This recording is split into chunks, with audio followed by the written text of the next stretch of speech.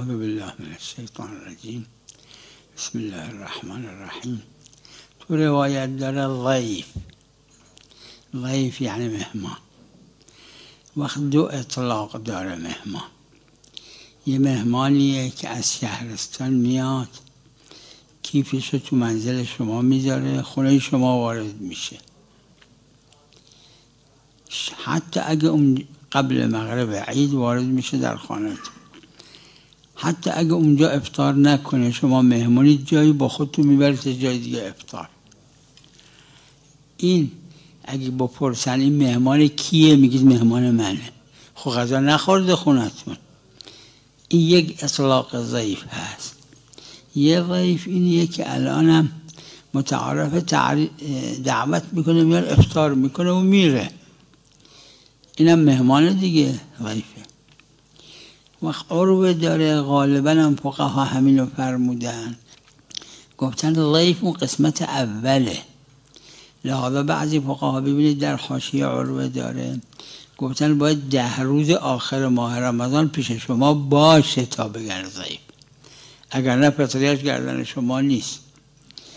10 روز. بعضی گفتن کل ماه رمضان باید پیش شما.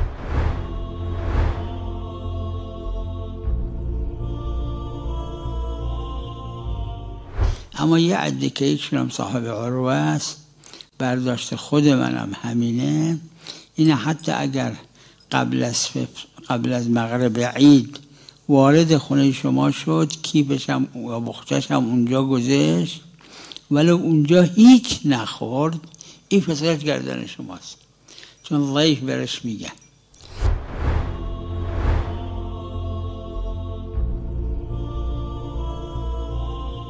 این کسی که میاد فقط افطار میکنه و میره و ولو قبل مغرب وارد منزل شما باشه، این یا منصرف ازش کلمه ضیف که گفته شده. اگر منصرف بگیم هست یعنی ظهوره، وقت ظهور اماره است، حجت گیری نداره. اگرم نگیم منصرفه، اقل اکثر قدر چون هر کسی بسرت گردن خودشه، الا ضیف که گردن صاحب خانه است.